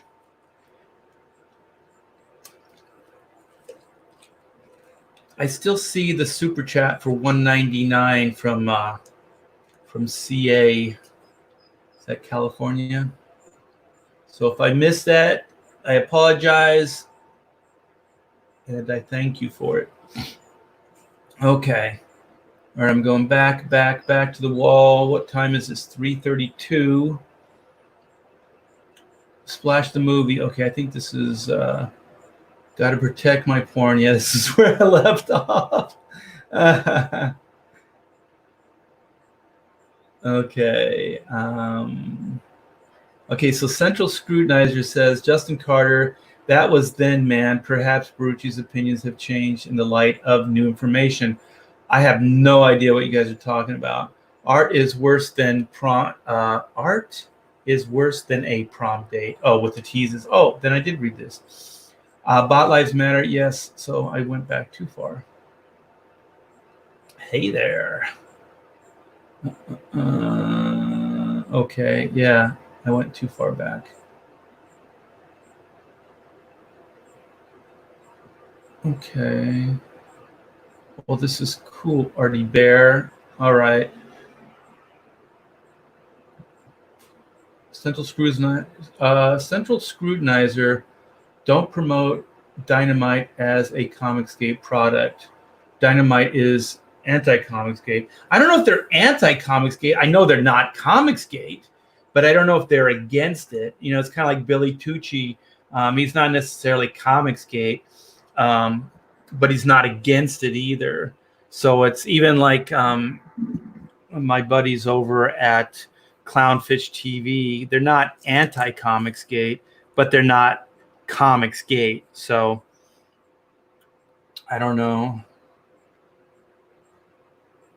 Okay. Hey, Art, are your thoughts on Kyle's Green Hornet cover page? Oh, the thing looks awesome, man. Are you kidding me? It's really good. That dude is amazing. Okay. Wow, this is Central Scrutinizer. Nick is clearly against the principles of Comicsgate. Zach has a GFM money talks. What's GFM? I don't know what that means. I don't know. Is even Zach Comicsgate? I don't think he's clearly said he was Comicsgate either. I didn't donate to Richard's. GoFundMe. I am anti-Comicsgate now. Oh. I'm going to get off that subject. Sounds deep. Sounds dark. Do you have an action figure of Animal from the Muppets with his drum set? Oh, I saw those. That would be cool, man. That would be cool. Animal beat drums, not eat drums. I think that was the joke. There's that one. It's classic now. David Grohl having a drum off with Animal. It's really good. It's a lot of fun, man. Toto's score of David Lynch's Dune is one of the best film scores. Legit. Ooh, I got something to listen to then. Cool. I'll check that out. I mean, I'm not saying that they're not good, but a lot of their albums are just okay. Let's just put it that way.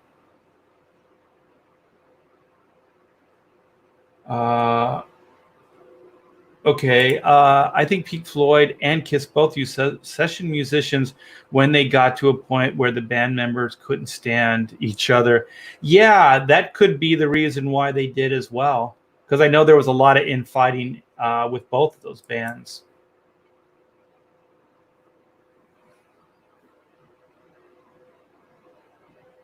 Do do do do do do, ba ba ba, a Roseanne. All right, okay, let's go. You guys are all over the place. Gazzari's on the script. On the strip, yeah. I'm Bill Gazzari, the Godfather of rock. Yeah, we played there. That guy's a criminal, as you could well imagine. He wears it on his sleeve.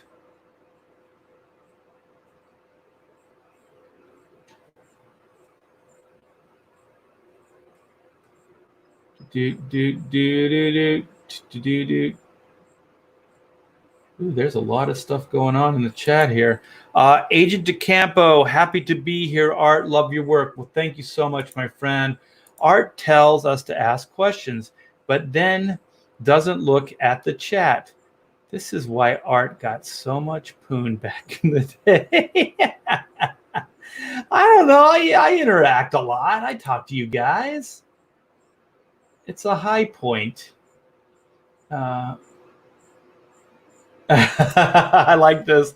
Alan Sparks says people who don't like drawing a streams, or I think it's supposed to be drawing streams, are not to be trusted. I agree. Don't trust those people. They're probably up to shenanigans.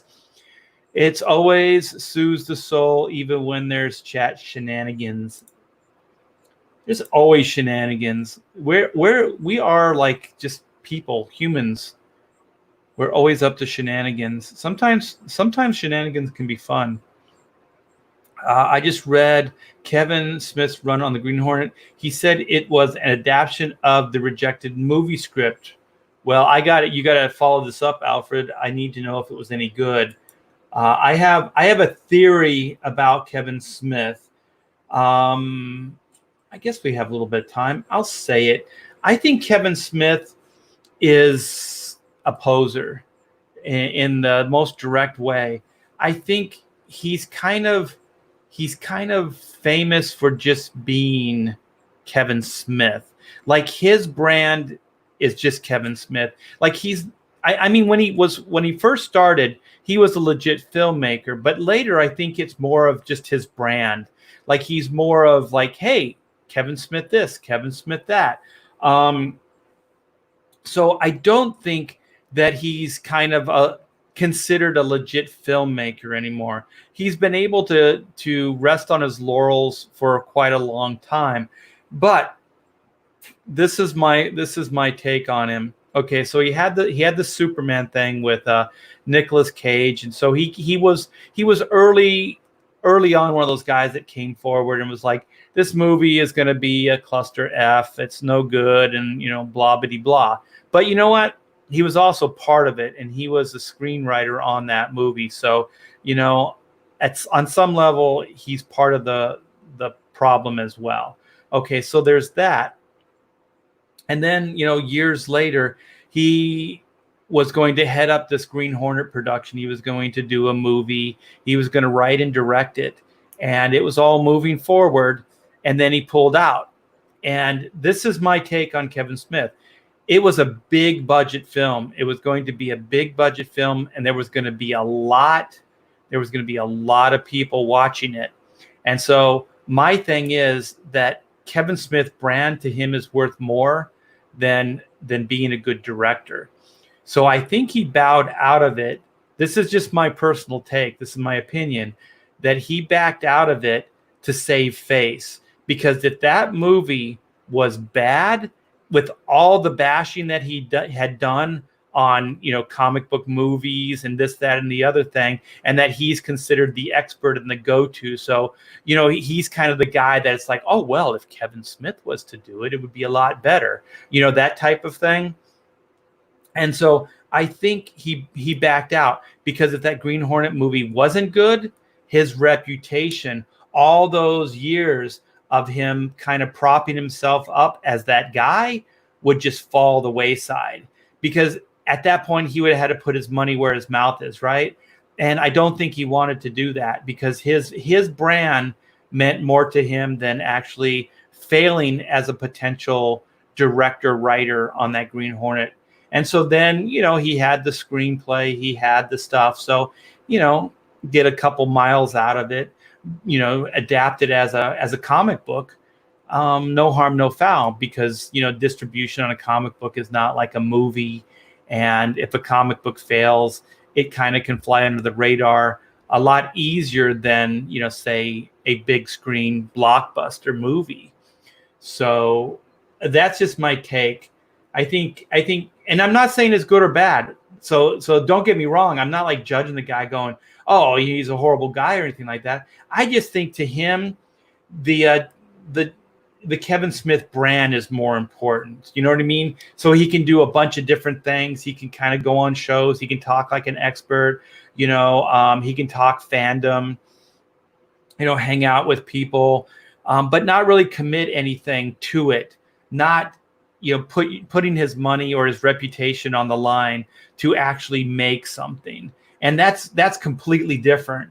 Like that's a different, like what I do, like what EVS is doing, and even John Malin and Dan Fraga, and the likes.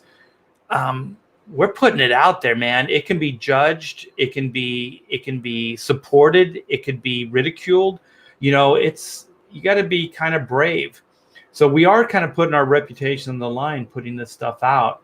And I just think that Kevin Smith didn't want to do that anymore.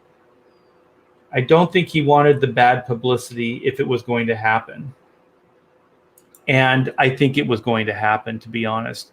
Are the patches, pins, and stuff stretch goals or add-ons in the black and white second chance campaign? They're going to be part of the tiers.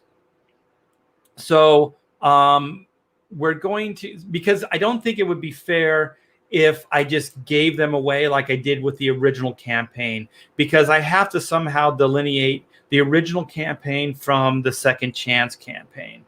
So all the stretch goals were for the original campaign because they helped me get to those destinations. You know what I mean? They helped us get to those stretch goals. And so for doing that, they get those stretch goals for free. This isn't that case. So, but a lot of people did want to know if they could get the patches and they could get the stretch goals. So what we're going to do is we're going to offer them with the book. So there'll be the book plus stretch goals. And we might even have a tier that you can just buy the stretch goal items. So you can get the pins, the patches, the trading card, those type of things. Maybe $10, something like that. And also, if you guys if you back the original campaign, then you can get more of these. So you can actually use you could have your collector's item, and then you could actually use the patches as well.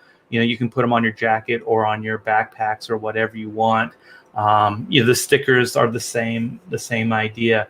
So that's kind of what we're doing with the stretch goals from the original campaign. We won't be offering the calendar because it's obviously it's only got a couple more months left on it, so it wouldn't really be there wouldn't be a point in it.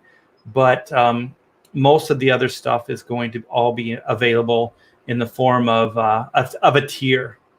And then if we do well, and it looks like it's going strong, I do want to, and I talked to Pamela about doing stretch goal items for this tier. So there may be some new stretch goal items for, not this tier, but this campaign. There may be some new stretch goal items for this campaign. But we're going to cross that bridge when we get there. So we'll see how well it does. Because I have no idea how a second chance campaign is going to do. So I hope I answered that good. Move on. I am. Always move forward. How many Capullo covers are left? There's only 200, you guys. So those are going to be limited.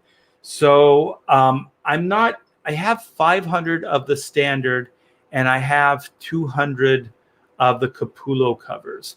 So I'm not sure if I'm going to do those as like, one out of, 200 or whatever, make them limited or not. So these are things that Pamela and I, my wife, will probably end up doing last minute, trying to figure out the actual details of it. But they are fairly limited, you guys. Okay, so we have Justin Carter for $2. Thank you so much, man. I appreciate the super chats. Nick gave Mark Wade 200 to fight Zach in court. It doesn't necessarily mean that he's anti-Comics Gate, though. People give money for a lot of different reasons. So I'm not going to defend anybody's actions here. That's not my place or my place to second guess somebody's motives. So it's a free country. We can do whatever we want. And people do a lot of different things for different reasons. So thanks for the super chat, Justin. I do appreciate it. Does art look like... Wait a minute. I got to read these things first. All right. When has Kevin Smith ever bagged on a Marvel, DC, or SW movie? He's a yes man. Yeah, I don't mean like he bagged, if that's what you're talking about, like he's bagged on him, but he does kind of come across like he's the expert in it.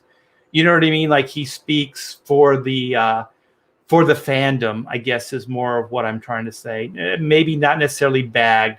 So that was a wrong choice of words. So thanks, Alan, for letting me clarify that. He cries a lot. Yeah, somebody told me he was talking about a movie or something and he was crying. Like, what the hell is that all about? Kevin Smith is literally a man baby. I got to hang out with him a little bit of San Diego, a couple hours, maybe 3 or 4 hours at the show. I met his wife and family, his 2 kids. He seemed pretty good. He seemed like a cool guy. He definitely has his thing. Like he has his brand, and I can't fault him for that. That's his thing.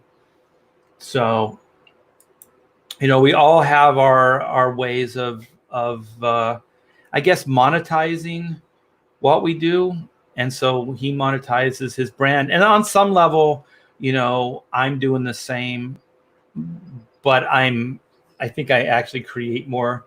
I think he's more just like he does talk shows and has his own channels and stuff. Does he still have, what is it, Fat Man on Batman or whatever it is? Okay, Alfred McKay says, thanks for the insight. I'll say the Chuck Dixon run on Now Comics is hard to beat. I thought that stuff was really good too. Can't wait to see your take on the Green Hornet. I'm going straight 67 TV series, man. That was my Green Hornet.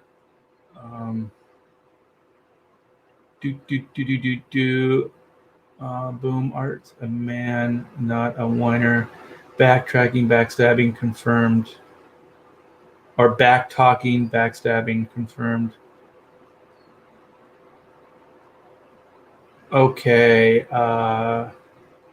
Oh, yeah, I back-talking. I got it, Mayfair. Let's see. I borrow ideas. Hey, Art. What's the difference between the first black and white campaign and the forthcoming one? There's not going to be a lot other than that piece of artwork I showed you guys earlier. And if you did not see it, I'm going to share it real quick with you guys. There is going to be an original black and white piece of artwork that is only going to be for this campaign. And this is it. This is a piece of it. So this is going to be like a puzzle, you guys. I'm going to reveal this slowly. So this is going to be an oversized poster print of black and white. I do have a title for it. I forgot it offhand. It's going to be something like Stick It to the Bots kind of thing. And so it will be just for this campaign. And I'm going to do it. I may do it. It's going to be as like like a litho. So it's going to have a framed border. Well, not a framed, but it's going to have a border around it. And it's going to have like a title around the border. And then it's going to have an area for me to sign. And I may do remarks on it as well. It depends on how the design comes together and how I like it. If I like it, I'll definitely print them up that way. So I got some designing to do, and to see if I can figure out how that border is going to work, and then how the black and white title is going to look, and then where my signature and then possibly the remark is going to go. But this is going to be high end. It's also going to be oversized, so it's going to be bigger than 11 by 17, you guys. And this is Kyle Ritter's colors on it, and this is way larger than life, you guys. So the image you're seeing right now is absolutely blown up from the original, and this is way bigger than the poster will be as well. So it's going to be really cool. And so this campaign is going to have this original piece of artwork. Ooh, and I did leave this out, and I'm glad you asked, and now I remember. This artwork will be made into a trading card as well. So each one of the book tiers will come with a trading card with this artwork, absolutely free. So that will be in the tier. So just like with Chrono, they have cards. The black and white one is going to come with a card as well. I just think it's a fun addition to the tiers, and I just want to kind of celebrate this one and make it a little different from the previous campaign. So that's why I wanted to do a all new original piece of artwork just for this campaign. So even if you don't get the poster print, which you should, because you'll have this thing larger than life, you'll get the trading card if you back one of the tiers, the book tiers, that is. So there you go. And also, if you guys pre-launch, go sign up for the Black and White Second Chance pre-launch, you will get access to this original Black and White, limited only to the pre-launch signer uppers. So if you sign up, you will get this card with the backing of a tier. So this is going to be really limited, you guys. So only the people that have signed up for the pre-launch will get this card. And we only have maybe a week to go. So time is running out. So please go sign up. I'd hate for you to miss out on this killer card drawn by the great Zach Bradley. So that's that. And also that link is in the description. So in the description is the link to the pre-launch page. So you don't even have to leave here. You can go right now. You could click on that. You could go sign up real quick and then come back and get to see that patch that I'm going to show off pretty soon. All right. Boop. Did I read this? All right. Justin Carter says again for not again. Justin Carter again for $2. Thank you so much, Justin. I appreciate it. Zach has a GMF2. They market to CG. Okay, well, cool. And thank you again for that super chat. I do appreciate it. Congrats on the show. Do you mean the animated show? Yeah, for you guys that are just tuning in, Black and White has been picked up. I have a partner now, an animation partner, and we are developing Black and White as an animated cartoon show right this very minute. So I'm sure my partner John is working diligently on coming up with a way to sell this as a animated cartoon show, which is cool. That print is looking sweet. Yes. Wait. Art teases like an Alzheimer's burlesque dancer. I'll take it. I don't mind. Okay. Oh, we're all caught up. Wait. Is this Mako versus Bruce Lee is a classic confrontation on TV? Yes. That thing's really cool, man. Yeah. I really enjoy that. And I think as a kid, it was the first time I got to like get into that world, like, of Kung Fu, and how they kind of have like these battles and stuff like that. And they have gangs and stuff like that, like, Chinese gangs and things. I thought it was really cool, man. I mean, it's very G-rated, but it was still very cool for God, how old was I? I was probably 5 or 6 years old. So it was very cool. Yes, sir. Van Williams and Bruce Lee are the ones who introduced me to the characters via classic Batman 66. Excellent artistic direction. Thank you, man. It's classic. It is classic. It is kind of I have to figure out, this is going to be the toughest thing is, the Green Hornet and Kato are definitely products of their time. So, they wear like suits and they have hats, and, they definitely look like something from the 40s, 50s, and early 60s, So I got to try to figure out how to really incorporate them into a really, slick, futuristic, black and white, because that's, their suits are very, very futuristic. So I'm trying to figure out how to bridge the gap between the two thematically, and as far as like rendering styles, and how to make it look like they're both part of the same world or universe.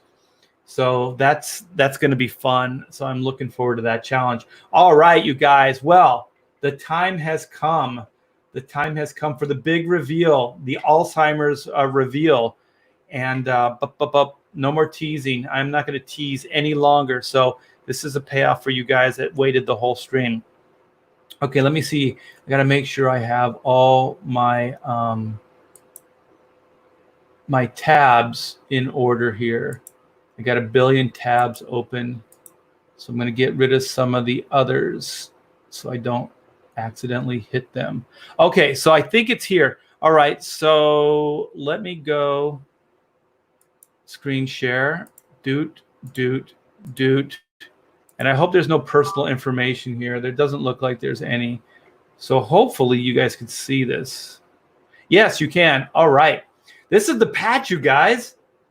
This is an actual photo of the patch, and it's bigger than the black and white patch. As you can see, it's almost three and a half. It's almost 3.5 inches around. And so this, we had a couple edits to. You can see the sector. Let me see if I can blow this up. I think you can. There was a button here. You can see the sector isn't centered on the wrench. So we asked them to center the sector. And then right where team 9.2 is, it cuts into the 7 a little bit. So we asked them to fix that as well. But other than that, man, this thing looks amazing. Look at that. And it's got like gold stitching. So the stitching is a little metallic. So it'll reflect the light. So it's going to look awesome, man. It's going to look so cool. So there's one thing, excuse me, that was really unexpected. I'm going to blow this up again so you can see, is look at the stitching around the inside circle right here. It's raised up. So I did not ask them to do that. They just did that, and it looks really, really cool.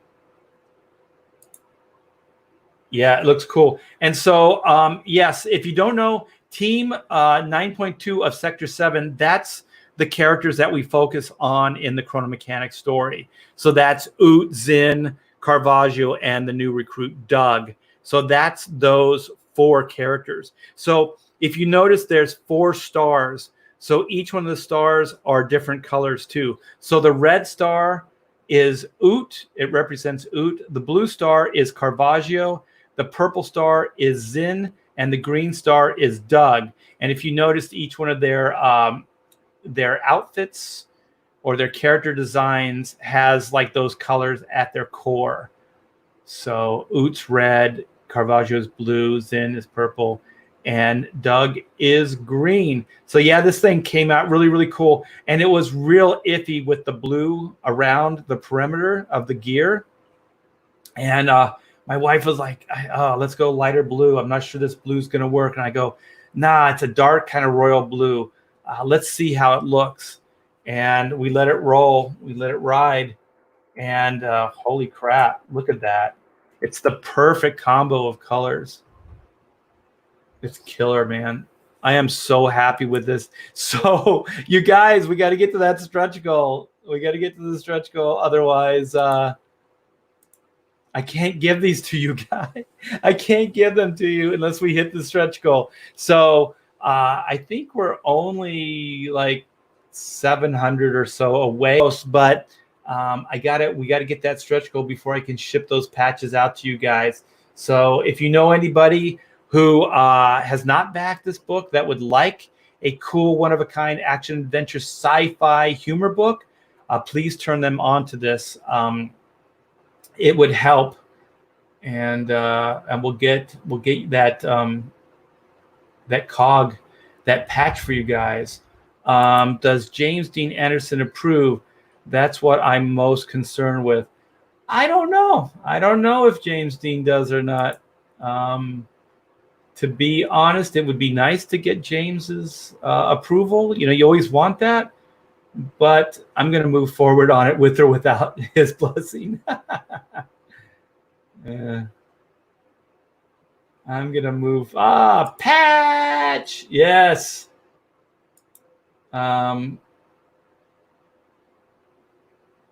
Wait. What was this Booth Babe question? I think Art is intentionally avoiding my Booth Babe question. Wash hands. The number must be high. I'll have to go back a little bit.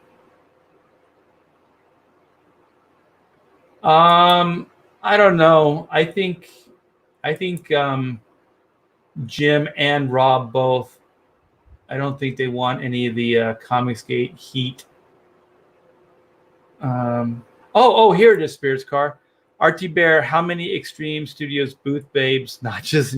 Dude, I was in a committed relationship when all that was going on. I believe I was even married at the time. So, thank you so much for the black and white show. Yeah, I think I might have already clicked that. That's the Alzheimer's thing, you guys.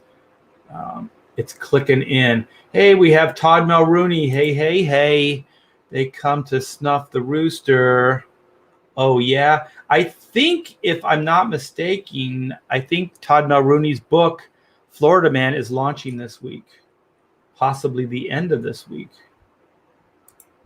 Hello, Florida Man. Hello. 45K. Yeah, we're very, very close to 45K. So at 45K, everybody that backed the book will get that one of a kind Chrono Mechanics patch. Embroidered patch. Let me just, out of curiosity, I'm going to check the Chrono Indiegogo site. Also, I haven't done this in a while, so I'm going to show off this site. I'm very, very proud of this site, as you could tell. So we are 599. We're one backer away from 600 backers. We are at 44,347. So what is that? Yeah, it's under 700. So it's like 653. Is that right? 653 away from 45. So that's where we're bridging the gap.